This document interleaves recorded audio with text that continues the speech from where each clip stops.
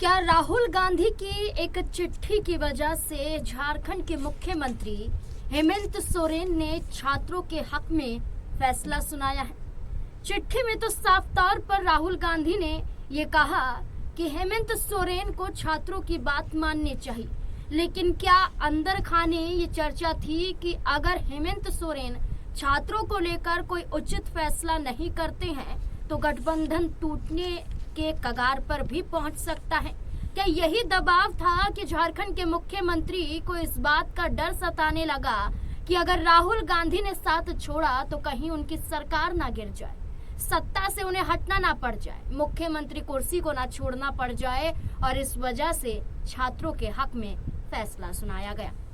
क्या यही नजर आता है या इसके पीछे और भी कई बड़े कारण हो सकते हैं? इस पर चर्चा करेंगे, और चर्चा करने के लिए वरिष्ठ सहयोगी अमन जी मौजूद हैं। सर, जैसे प्रेस कॉन्फ्रेंस करते हुए बीते दिनों हेमंत सोरेन सामने आए और उन्होंने खुलकर कहा कि जो प्राइवेट एजेंसी है TDPL, इनके जरिए जितनी भी परीक्षाएं हैं उन्हें रद्द किया जाता है, कैंसिल किया जाता है, और एक कमेटी गठित की जाएगी जो जांच करेगी तमाम और एग्जाम को लेकर। इस बीच में जो सबसे बड़ा मुद्दा छात्रों का था कि अब JSSC CGL को भी रद्द किया जाना चाहिए, इस बात को भी मान लिया जाता है, छात्रों में जश्न देखा जाता है, छात्रों की तस्वीरें नजर आती हैं और ये तक कहते हैं कि इतिहास रच दिया। क्या लगता है कि इसके पीछे और क्या बड़ा कारण हो सकता है? देखिए, पहली बात तो ये है कि जिस तरीके से आंदोलन चला, और लगभग ये आंदोलन 24 दिन चला, जिसमें 16 दिन तकरीबन देखा जा रहा है कि देवेंद्र महतो, उनके साथ में कई सारे जो छात्र और छात्राएं थी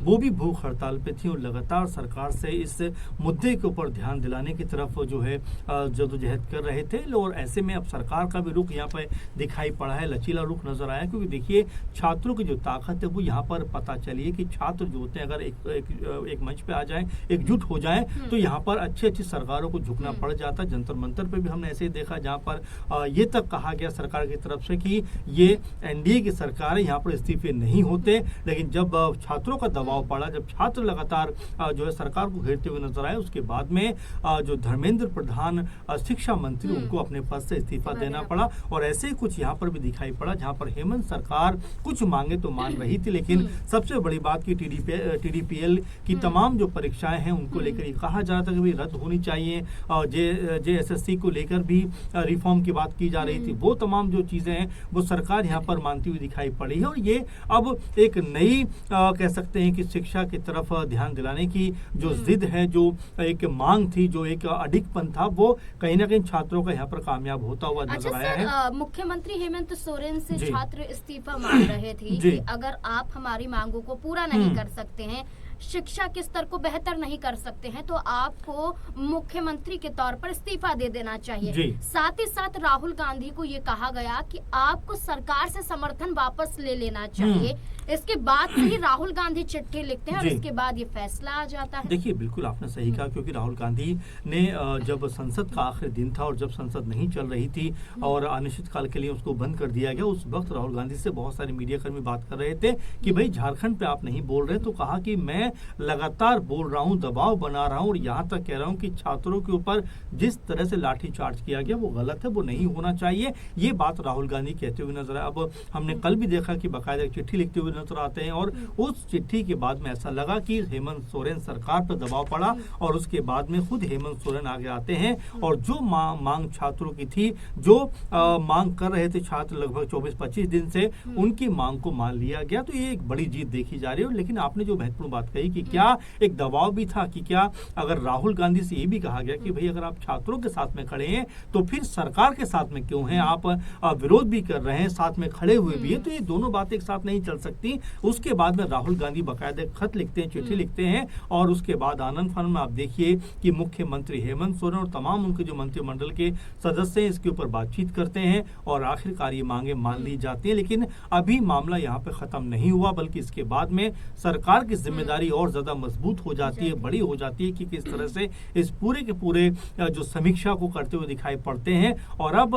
हेमंत सोरेन के साथ में राहुल गांधी भी इस मुद्दे के ऊपर क्या कहते हुए दिखाई पड़ते हैं। सर, ये भी देखा गया कि क्या झारखंड में अब शांति हो जाएगी, जिस तरह से जयपाल मुंडा स्टेडियम जी। में लगातार आपने कहा कि प्रदर्शन कर जी। रहे थे और भूख हड़ताल पर देवेंद्र नाथ महतो और कई और छात्र भी बैठे हुए थे। भूख हड़ताल खत्म हो जाती है, छात्रों में जश्न देखा जाता है, लेकिन क्या ये मामला यहीं थम जाता देखिए है? बिल्कुल, और देवेंद्र महतो जो लगातार भूख हड़ताल कर रहे थे, सोनम वांगचुक जो जंतर मंतर पर एक बड़ा नाम बनकर उभरे, उनसे उनकी बातचीत हुई और यहाँ पर सोनम वांगचुक ने देवेंद्र महतो को बधाई दी कि भाई आपकी जो भूख हड़ताल थी, आपके साथ में जो बच्चे छात्र भूख हड़ताल कर रहे थे, उनकी मांगों को माना गया है, तो ये सुखद है और तमाम तरह की यहाँ पर उनको जो है बधाई देते हुए दिखाई पड़ते हैं। लेकिन यहाँ पर देवेंद्र महतो कहते हैं कि जो भी हमने किया है वो आपसे सीखा है, आपने जिस तरह सरकार के सामने अडिग होकर लड़ाई लड़ी, उसी चीज को हम आगे लेकर बढ़े और आप हमारे मार्गदर्शक बने। इस तरह की बातें देवेंद्र महतो यहाँ पर कहते हुए नजर आई। यानी कि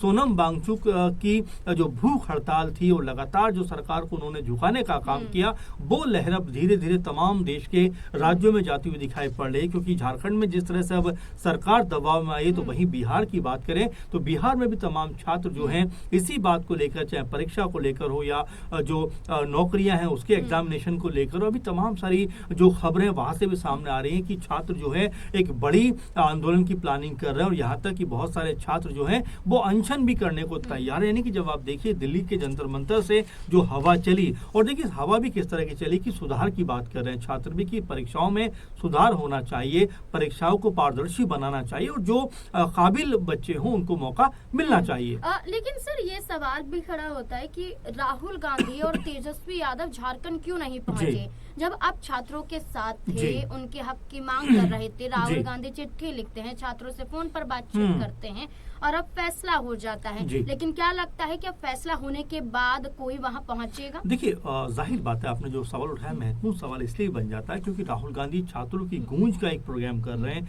एक कार्यक्रम चला रहे हैं, उसमें वो कोटा जाते हैं राजस्थान के, वो देहरादून जाते हैं उत्तराखंड के, इसके अलावा उत्तर प्रदेश में प्रयागराज पहुंचते हैं और अब ये खबर है कि महाराष्ट्र के पुणे में भी वो जाने वाले हैं। तो ये तमाम जगह पे जा रहे हैं, छात्रों के हक की बात करें। लेकिन बड़ा और अहम सवाल ये बन जाता है कि जब झारखंड में इतने सारे छात्र मांगों को लेकर बैठे हुए थे और हालांकि उन्होंने समर्थन किया, ऐसा नहीं राहुल गांधी के बारे में हम ये कहेंगे उन्होंने कोई आवाज बुलंद नहीं की, लेकिन अगर वो वहां पर जाते तो शायद ज्यादा इम्पैक्ट क्रिएट होता। और अगर हेमंत सोरेन सरकार ने इस बात को माना है, अगर राहुल गांधी वहां जाकर उनसे बात करते तो शायद एक और प्लस पॉइंट कांग्रेस पार्टी के लिए बनता हुआ दिखाई पड़ता। लेकिन यहाँ पर बारंबार ये बात कही गई कि भाई आप छात्रों की बात करते हो, लेकिन जब झारखंड में आपकी समर्थित सरकार है, वहां पर जाकर जो बच्चे जो हैं अपनी मांगों को रख रहे हैं, तो आखिर आप वहां क्यों नहीं पहुंच रहे हैं? लेकिन फिलहाल ये कहा जा सकता है कि जो अंत हुआ है इस पूरे आंदोलन का, वो छात्रों के लिहाज से सुखद कहा जा सकता है, क्योंकि सरकार ने तमाम मांगों को न सिर्फ माना है बल्कि ये भी कहा है कि अब जो इसमें रिफॉर्म होगा, दोबारा जब पुनर्गठन होगा, दोबारा जब इसको